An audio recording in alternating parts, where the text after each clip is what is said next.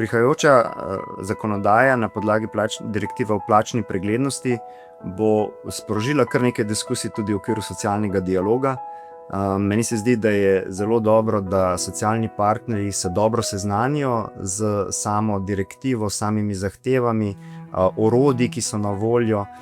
in pa da razmislijo vsi skupaj, kako bodo lahko čim bolj konstruktivno pristopili k uveljavljanju te direktive. Ne bo lahko, predvidevam, da bodo zelo intenzivne te razprave, in glede na to, kako je direktiva naravnana, bi bilo zelo dobro, da vse stranke, ki bodo udeležene, seveda tudi socialni partnerji, na eni strani sindikati, sveti delavci, in na drugi strani predstavniki delodajalcev, razumejo, da je to kot neka diskusija, kot nek razgovor, kjer bomo prišli potem do skupnih boljših rezultatov, in da to ni polje nekega zelo intenzivnega boja z konfliktnimi interesi. Če bomo vsi skupaj vzeli to kot neko možnost za izboljševanje, bomo prišli tudi do boljših rezultatov, v nasprotnem primeru pa znamo imeti kar resne težave.